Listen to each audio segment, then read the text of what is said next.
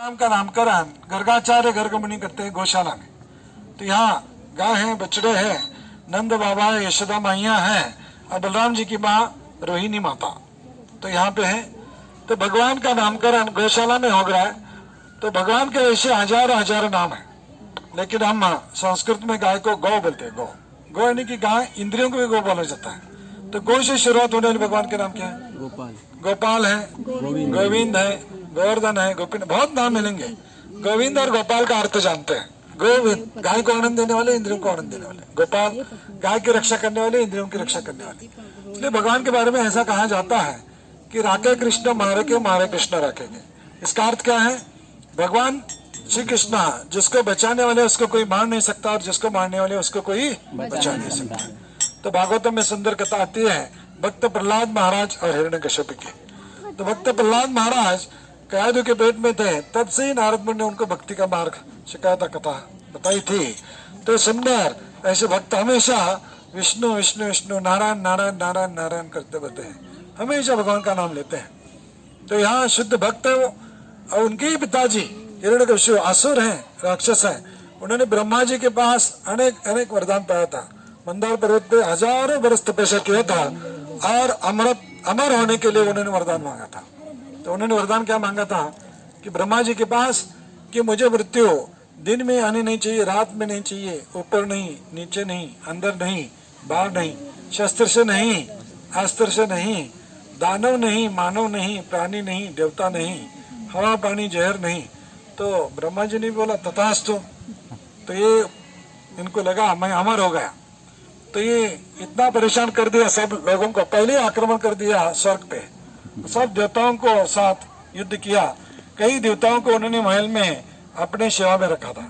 तो ऐसा हिरण्यकश्यप था। तो यहाँ जो भक्त प्रहलाद महाराज हैं, इनको असुरों का, राक्षसों का जो ट्रेनिंग होता है गुरुकुल, उसमें डाला था। और वहाँ जो भक्त प्रहलाद महाराज बचपन ही में अपने मित्रों को भक्ति सिखाते थे। सब जो मित्र थे वो भी नारायण नारायण विष्णु विष्णु करने लगे। तो ये परेशान होने लगे। तो इन्होंने बोला कि इसका वध कर दो, इसको मार डालो। तो पर्वत के ऊपर से फेंक दिया। बिगड़ा हुआ हाथी था, उसके पैरों में कुचलने का प्रयास किया। जो जहरीले सांप थे उनके गुफा में ढकेल दिया। तो उनकी बहन थी होलिका, जिसको अग्नि का वरदान था, तो उसे साथ में बिठा के दहन करने का प्रयास किया। तो भगवान भी ऐसे हैं कि अपना खुद का अपराध या अपमान सहन कर सकते हैं, लेकिन भक्तों का अपमान अपराध सहन नहीं कर सकते। इसलिए हम हमेशा जो भक्त होते हैं भगवान के, वैष्णव होते हैं, उनसे अपराध से बच के रहना चाहिए। तो अपराध नहीं होना चाहिए। जो भी कभी हो जाए तो माफी मांग लेना चाहिए। तो इस तरह से ये वैष्णव का भी महत्व है। तो यहाँ होलिका को नियम तोड़ते हैं भक्त प्रहलाद महाराज के लिए। तो जो उन्होंने वरदान दिया था, तो भक्त प्रहलाद महाराज को बचा लिया और होलिका को जला दिया। तो इसलिए हम होली पूर्णिमा भी मनाते हैं। तो इस तरह से हिरण्यकश्यप जो है, यहाँ पे अनेक अनेक जो वरदान पाया था, तो भगवान इसको बचाने वाले थे, भगवान कोई मार नहीं सका, भगवान इसको मारने वाले। तो एक दिन ऐसे ही महल में बैठे थे हिरण्यकश्यप, सामने से जो भक्त प्रहलाद महाराज नारायण नारायण विष्णु विष्णु विष्णु करते आते हैं। तो गुस्से में कहते हैं आपका नारायण विष्णु किधर है? तो बोलते हमारा विष्णु नारायण कन कन में, रोम रोम में। तो यहाँ इस खंबे में भी है, हाँ इस खंबे में भी है। तो तलवार से प्रहार करते तो कौन बाहर आ जाता है? नरसिंह भगवान की जय। तो नरसिंह भगवान आ गए। तो यहाँ नरसिंह भगवान आ गए। बहुत बड़ा युद्ध हो गया। युद्ध में ब्रह्मा जी ने जो भी दिया वरदान वो तोड़े नहीं, भगवान ने सबका पालन किया। तो शाम होते ही हिरण्यकश्यप को पकड़ के लेके बैठे चौकट पे, तो जांग पे रख दिया। तो अंदर नहीं, बाहर नहीं, दिन में नहीं, रात में नहीं, ऊपर नहीं, नीचे नहीं, शस्त्र नहीं, अस्त्र नहीं, दानव प्राणी देवता कुछ भी नहीं है। तो यहाँ क्या क्या नाखून से उसका पेट फाड़ दिया और आते जो गले में अटका दिया। तो ये भगवान है। तो यहाँ राखे कृष्ण मारे के, मारे कृष्ण राखे के, ये कौन कर सकता है? पूर्ण पुरुषोत्तम भगवान श्री कृष्ण ही कर सकते हैं, दूसरा कोई नहीं। ये भगवान को मारने के लिए पहले आते हैं पुतना। पुतना को अनिमा महिमा सिद्धियां प्राप्त है, सिद्धियों से सुंदर ऐसा अप्सरा का रूप लिया है। आइए मारने के लिए। यशोदा माई को बोलती है मैं लल्ला को दूध पिलाना चाहती हूँ, आशीर्वाद देना चाहती हूँ, मैं स्वर्ग से आई हूँ। तो यशोदा माई माँ है, उन्होंने क्या किया, भगवान को दे दिया। तो यहाँ भगवान को देने के बाद भगवान सब कुछ जानते हैं, उनको पता है भगवान ने अपने कोमल होठों से दूध प्राशन किया, जहर प्राशन किया, प्राण विहरण कर लिया। तो यहाँ देखिए भगवान को उन्होंने दूध पिलाया। दूध पिलाने वाली कौन होती है? माँ, आई। भगवान इतने दयालु है, माँ करके आई करके मुक्ति दे देते हैं। तो हमारे शास्त्र में 7 माता आते हैं। कितने माता है? 7। पहली माता हमें जन्म देने वाली माता, उसको हम जन्मदात्री बोलते हैं। जो धरती माता, उसको धरित्री बोला जाता है। जो पालन पोषण करने वाली माता, उसको धात्री बोलते हैं। राजा की पत्नी को राजमाता, गुरु की पत्नी को गुरु माता, ब्राह्मण की पत्नी को ब्राह्मणी, वो भी माता है। गाय हमारी माता है, उसको क्या बोलते हैं हम? गौ माता। तो ये 7 माता है। तो तृणावत आंधी तूफान के रूप में मारने के लिए आता है। भगवान आंगन में खेलते रहते हैं, उठा के लेके जाता है ऊपर, गले को पकड़ते छोड़ती नहीं, कंधे पे बैठ जाते हैं, पर्वत जैसा आकार बढ़ाते नहीं, वजन बढ़ाते हैं, ऊपर से गिर के वध हो जाता है। शक्तासुर तो गाड़ी में छिपा है, नीचे झूले में भगवान को रखा है यशोदा माई ने। तो भगवान समझ जाते हैं गाड़ी में कोई तो आके बैठा है, कोमल अंगूठे से बैलगाड़ी चक्रा उड़ा देते हैं। इस तरह से तीनों का वध यहाँ पे भगवान करते हैं। यही भगवान हमें जो है या मनुष्य करके कैसे जीना है, इसलिए भगवत गीता में हमारे मन के बारे में, आत्मा के बारे में बोलते हुए चर्चा करते हैं। तो हम हवा को रोक सकते हैं, वायु को रोक सकते हैं, पानी को रोक सकते हैं, प्रकाश को रोक सकते हैं, लेकिन मन के वेग को रोक नहीं सकते। तो हम बोलते हैं ना हिंदी में, खाली दिमाग शैतान का बोलते हैं, empty mind always duels workshop. ये जो खाली मन होता है, कभी कभी हमें ब्रह्म राक्षस खाने पे तुलता है। तो ये हमारा मन भगवान के हम जब सेवा में लगाएंगे तो ये थोड़ा सा उसको शांति मिलेगी। तो हमारे पास 24 घंटे रहते हैं, तो 24 घंटे से काम करने के लिए कितना घंटा चाहिए? कम से कम घर जवाबदारी है, गृहस्थी हम, तो 8 घंटा तो काम करना चाहिए। तो उसके बाद सोने के लिए कितना घंटा लगता है? वो भी 8 घंटा लगता है। 24 से 16 भी निकाल देते हैं तो बच जाते हैं कितना?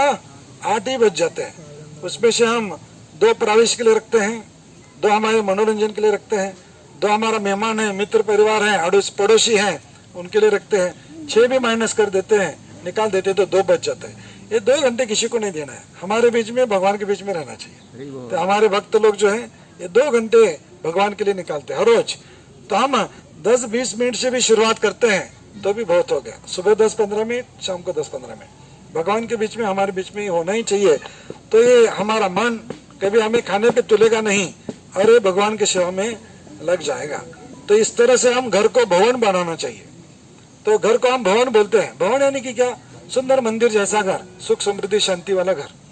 तो यहाँ भ से घर में क्या क्या आना चाहिए? भ से भगवान होना चाहिए, और भाव होना चाहिए, भक्ति होना चाहिए, भावना होना चाहिए, भरोसा होना चाहिए, भजन कीर्तन होना चाहिए, घर में भगवत गीता होनी चाहिए, घर में भागवतम होना चाहिए। तो बहुत चीजें हैं जो घर में है, तो ये घर हम भवन बोल सकते हैं। तो सुंदर मंदिर घर हो सकता है, लेकिन जिस घर में ये चीजें नहीं रहती तो उस घर में भ को रहने का अधिकार नहीं है। भवन में से भ हट जाता है, निकल जाता है। तो 2 शब्द रहते, क्या रहते हैं? वन यानी कि क्या? जंगल में कौन रहते? फिर जंगली जानवर रहते। सब लड़ाई होगा, झगड़ा होगा, दुख आएगा, परेशानी आएगी। इस तरह से हम कम से कम हमारे सेंटर में भगवान को रखना चाहिए और घर को भवन बनाने का प्रयास करना चाहिए। तो इस तरह से हम बच्चों के ऊपर संस्कार भी कर सकते हैं। देखो छोटे छोटे बच्चे, इनके संस्कार होना चाहिए कि नहीं चाहिए? हाँ। तो हम भारतवर्ष में हैं, तो भारत अध्यात्म देने वाला ऑल ओवर वर्ल्ड को, पूरे जगत को, आध्यात्मिक जगत में हमारा भारतवर्ष बहुत ही प्रसिद्ध है आध्यात्मिक के लिए। तो देखिए बच्चों के जो संस्कार हो जाते हैं, भक्त प्रहलाद महाराज के ये जो उसकी वजह से हो जाते हैं ना, पेट में थे तब भक्ति दिया था नारद मुनि ने। तो हम तो बच्चों को बचपन से सिखाना चाहिए। यदि कोई कहता है कि आइए ये हमारा 25-30 का लड़का हो गया तो ये संस्था में रख देता हूँ, संस्था के लिए हम एक 10,000 डोनेशन देते हैं, इस पे ऊपर कुछ तो संस्कार कीजिए, हो जाएगा? नहीं। बचपन से ही संस्कार सुनना चाहिए। तो इस तरह से हम ये संस्कार केंद्र करके मान जाते हैं तो भी बहुत है। तो इस तरह से बच्चों के लिए, हमारे लिए हम कुछ तो प्रयास करना चाहिए घर में। तो हर सुबह शाम को एक 20 मिनट भगवान के लिए हमारे बीच में, इनके बीच में होना चाहिए। तो हम घर में बैठते हैं तो सुबह नहीं ज्यादा समय मिलता, शाम को मिलता है। तो शाम को कब बैठते हैं? हम बोलते हैं प्रसाद लेने के लिए बैठते हैं। तो आप भोजन करने के लिए बैठते हो शाम को? जब हम भोजन करने के लिए बैठते हैं तो कितना मिनट लगता है? 20 मिनट, आधा घंटा पकड़ो, 30 मिनट लगता है कम से कम। तो उस टाइम में एक गलती कर रहे हैं, चूक कर रहे हैं सब लोग। तो क्या करते हैं हमारे बच्चे लोग, हम कि हमारे सामने टीवी चालू रहता है। किसके घर में टीवी चल रहता है? तो रहता है कि नहीं? हाँ, वो गलती करते हैं। हाँ, जिनके घर में नहीं उनके लिए ताली बजाओ। सही है। हाँ, सब मोबाइल में है, टीवी है, सब कुछ है। तो जिनके घर में ये टीवी है, मोबाइल है, ये बंद कर दो, पहला बंद कर दो। बच्चों को मैं एक उपवास का दिन में बताते जा रहा हूँ। तो देखिए ये 15-20 मिनट होते हैं, इसमें क्या करना चाहिए? हम बच्चों के साथ बैठना चाहिए और बोलना चाहिए कि आज स्कूल गए थे, क्लास गया था, किस बच्चे के साथ आपने लड़ाई झगड़ा किया, स्कूल में टीचर ने क्या सिखाया आपको, स्टडी क्या दिया है, तो बच्चों के साथ आज खेला कि नहीं, ये चर्चा करो। ये बाद में एक प्रसाद होने के बाद में एक जगह पे 10 मिनट बैठ के रामायण है, कृष्ण लीला है, उनकी कथा करो, 5 मिनट 10 मिनट हर रोज। ये बच्चों के लिए संस्कार हो जाएंगे। तो हम भारतवर्ष में हजारों लोग आदर्श राजा मानते हैं, हाँ, साधु संत हजारों मानते हैं। तो हम महाराष्ट्र में आदर्श राजा मानते हैं। किसको मानते हैं? छत्रपति शिवाजी महाराज को। क्यों मानते हैं आदर्श? उन पे संस्कार किसने किया था? जिजामाता ने किया था। क्या किया था? भगवत गीता, रामायण, कृष्ण की कथा कही थी और दादोजी को युद्ध कौशल सिखाया था। तो आज के जमाने युद्ध कौशल बाद में मिलिट्री जाएंगे, नेवी ज्वाइन करेंगे, लेकिन हम घर में बैठते बच्चों के साथ, तो ये युद्ध कौशल नहीं, लेकिन बच्चों को स्व संरक्षण के लिए हम कराटे और लाठी काठी सीखना चाहिए। स्व संरक्षण के लिए चाहिए कि नहीं चाहिए? ये होना ही चाहिए, हर एक बच्चों के साथ होना चाहिए। और शिवाजी महाराज का गनीमी कावा के बारे में बताना चाहिए। हम एक है, दुश्मन 10 भी आ गए तो एक 10 को भारी पड़ना चाहिए। तो इस तरह से उनको ट्रेनिंग चाहिए, ये स्व संरक्षण के लिए, लड़ाई झगड़े के लिए नहीं। तो इस तरह से हम आदर्श करके क्यों लेते हैं उनको कि एक ही छोटा उदाहरण आता है। कल्याण का सूबेदार उसका खजाना लुटा गया तो साथ में क्या किया, उनके बहू को भी ला के सामने खड़ा कर दिया। तो महाराज ने बताया ऐसी मेरी माँ सुंदर होती तो मैं भी सुंदर होता। तो ये भाव है, तो माँ का दर्जा दे उनको। इस तरह से हम देखते हैं कि भगवान जो भी लीला करते हैं हमारे सीख के लिए करते हैं। तो ये सीख जो है बहुत ही बड़ा महत्वपूर्ण है। तो ये आदर्श केंद्र करके बात जाते हैं तो बहुत बड़ा है। तो आज से हम उपवास करते हैं कि नहीं? एकादशी कौन कौन करते हैं? भक्त लोग एकादशी करते हैं। हाँ, संकष्टी कौन करते हैं? संकष्टी करते हैं। गुरुवार कौन करते हैं? शनिवार करते हैं। बच्चों को बोले उपवास करना ही नहीं कि क्या करते हैं हम? फल खाते हैं, साबुदाना खिचड़ी खाते हैं, दूध लेते हैं, कुछ तो उपवास करते हैं हम। हाँ, हफ्ते में एक बार तो शांति से भगवान का नाम लेते हैं, पूजा पाठ करते हैं, बैठते हैं। तो बच्चों के लिए उपवास है, खा पी के उपवास है। और वो भी मैं दिन बताऊंगा कौन सा करना है। कौन सा करना है पता है? रविवार का, संडे का उपवास रखेंगे हम।